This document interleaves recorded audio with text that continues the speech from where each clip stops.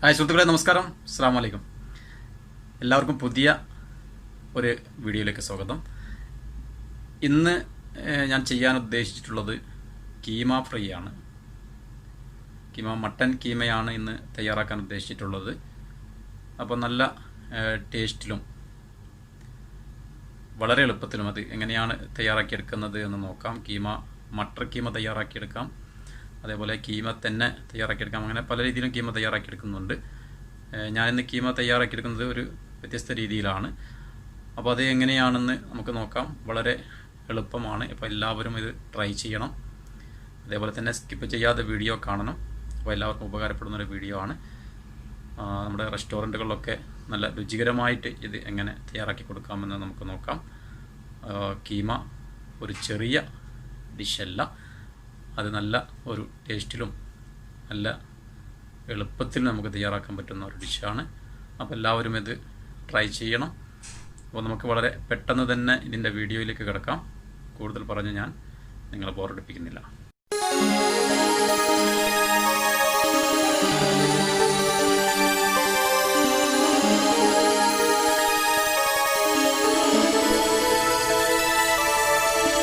അപ്പോൾ സുഹൃത്തുക്കളെ, നമ്മുടെ കീമ ഫ്രൈ ആണ് ഇത് കാണുന്നത്.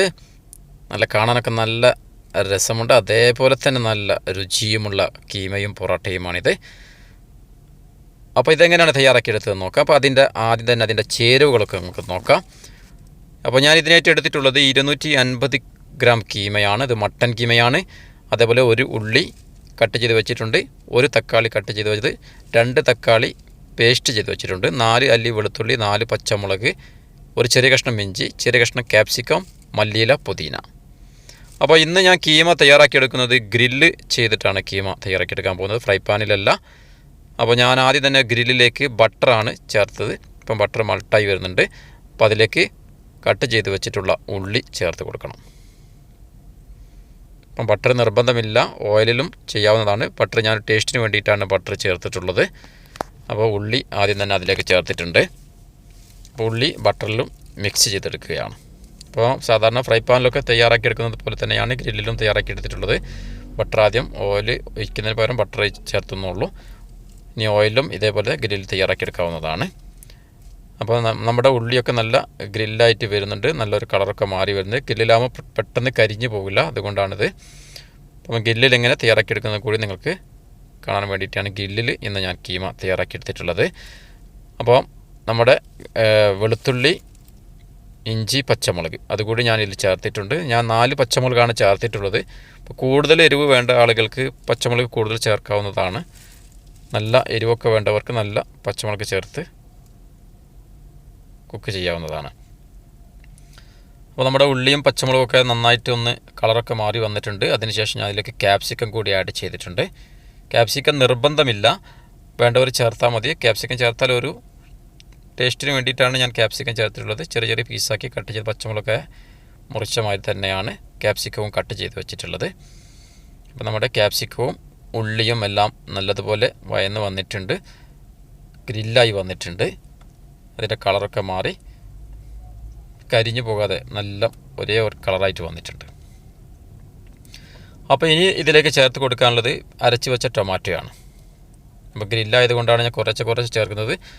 ഫ്രൈ പാനിൽ ചെയ്യുകയാണെങ്കിൽ നമുക്ക് മൊത്തത്തിൽ അത് ഒഴിക്കാവുന്നതാണ്. കുറച്ച് ചേർത്ത് ഒന്ന് ഇളക്കി കൊടുക്കാം. കുറച്ച് ഓയിൽ കൂടി ഇതിൽ ആഡ് ചെയ്യണം. ഞാൻ കുറച്ച് ബട്ടർ ചേർത്തിട്ടുള്ളൂ, കുറച്ച് ഓയിൽ കൂടി ഇതിൽ ചേർത്ത് കൊടുക്കാവുന്നതാണ്. അപ്പോൾ ഓയിൽ വേണ്ടാത്ത ആളുകൾക്ക് ബട്ടറിൽ തന്നെ റെഡിയാക്കി എടുക്കണമെങ്കിൽ അങ്ങനെയും തയ്യാറാക്കിയെടുക്കാം. അപ്പോൾ നമ്മുടെ ടൊമാറ്റോ പേസ്റ്റൊക്കെ ചേർന്ന നല്ലൊരു മണക്ക് വരുന്നുണ്ട്. ഇനി ഇതിലേക്ക് മസാലപ്പൊടികളൊക്കെ ചേർത്ത് കൊടുക്കാം. അപ്പോൾ എന്താണെന്ന് നോക്കാം. ഞാനിതിലേക്ക് ചേർത്തിട്ടുള്ളത് 1 ടീസ്പൂൺ മുളക് പൊടി, 1 ടേബിൾ സ്പൂൺ മല്ലിപ്പൊടി, 1 teaspoon Madras curry powder, garam masala, മഞ്ഞൾപ്പൊടി, ജീരകപ്പൊടി, പിന്നെ വേണമെങ്കിൽ കുറച്ച് ബ്ലാക്ക് പെപ്പർ കൂടി ആഡ് ചെയ്യാവുന്നതാണ്. ഇപ്പോൾ ഇത്രയാണ് ചേർത്തിട്ടുള്ളത്. മസാലപ്പൊടികൾ എരിവൊക്കെ വേണ്ടവർക്ക് ഞാൻ നേരത്തെ പറഞ്ഞതുപോലെ കൂടുതൽ എരിവ് വേണ്ട ആളുകൾക്ക് മുളക് പൊടിയും പച്ചമുളകൊക്കെ നല്ലതുപോലെ ചേർക്കാം, എന്നിട്ട് പാകം ചെയ്യാവുന്നതാണ്. ഇനി എരിവ് വേണ്ടാത്തവർക്ക് മുളകില്ലാതെയും റെഡിയാക്കി എടുക്കാവുന്നതാണ്. അപ്പോൾ നമ്മുടെ ആദ്യത്തെ മസാല റെഡിയായി. ഇനി അതിലേക്ക് ഞാൻ ചേർത്ത് കൊടുത്തിട്ടുള്ളത് കീമയാണ്. കീമ ഞാൻ നേരത്തെ വേവിച്ച് വെച്ചതൊന്നുമല്ല, കൈക്ക് വൃത്തിയാക്കി വെച്ച ഫ്രഷ് കീമയാണ്, അതാണ് ഇതിലേക്ക് ചേർത്ത് കൊടുത്തുള്ളത്. ഇനി ഈ ഗ്രില്ലിൽ കിടന്നിട്ടാണ് ഈ കീമയും ഈ നമ്മുടെ മസാലയും കൂടിയും കുക്കായിട്ട് വരേണ്ടത്. നന്നായിട്ടൊന്ന് ഇളക്കി കൊടുക്കാം. ഈ സമയത്ത് വേണമെങ്കിൽ കുറച്ച് ഓയിൽ കൂടി ഇതിൽ ആഡ് ചെയ്യാവുന്നതാണ്. നന്നായി മിക്സ് ചെയ്ത് വെച്ചിട്ടുണ്ട്. ഇപ്പോൾ നമ്മുടെ കീമയുടെ കളറൊക്കെ മാറി വന്നിട്ടുണ്ട്. ഇനി ഒന്നുകൂടി ഇളക്കി കൊടുക്കാം. ഇനി ഇതിലേക്ക് നമ്മൾ നേരത്തെ കട്ട് ചെയ്ത് വെച്ചിട്ടുള്ള ക്യൂബായിട്ട് കട്ട് ചെയ്ത് വെച്ചിട്ടുള്ള ടൊമാറ്റോ, കീമ ഏകദേശമൊക്കെ വെന്ത് കഴിഞ്ഞിട്ടുണ്ട്. പെട്ടെന്ന് വെന്ത് കിട്ടും ഗ്രില്ലിലായതുകൊണ്ടും.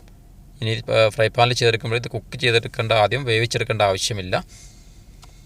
ഇങ്ങനെ തന്നെ ഇനി നമ്മൾ ടൊമാറ്റോ കൂടി ആഡ് ചെയ്ത് കുറച്ച് മല്ലിയിലയിൽ ഞാൻ ആഡ് ചെയ്തിട്ടുണ്ട്. അപ്പോൾ ഇനി ടൊമാറ്റോ ഒന്നും കൂടി ഒന്ന് അതിലുള്ള വെള്ളമൊക്കെ ഇറങ്ങിയിട്ട് ഒന്നും കൂടി ഒന്ന് കുക്കായിട്ട് വരും. അതിന് അവസാനമായിട്ട് ഞാനിൽ ഒരു കഷ്ണം ലെമൺ ജ്യൂസും മല്ലിയിലയും കൂടി ആഡ് ചെയ്തു. അതേപോലെ പുതിന ഇതിന് മസ്റ്റാണ്.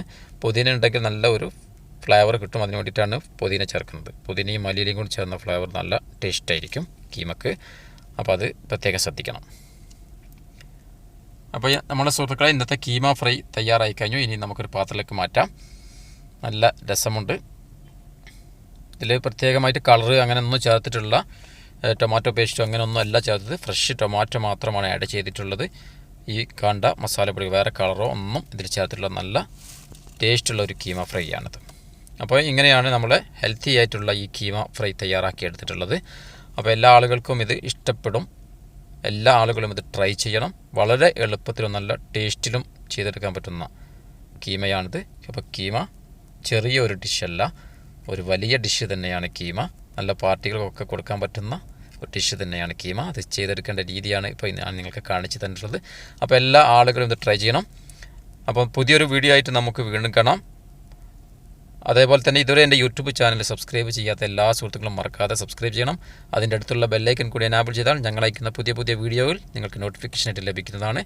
അപ്പോൾ പുതിയൊരു വീഡിയോ ആയിട്ട് വീണ്ടും കാണാം. അതുവരെ എല്ലാവരും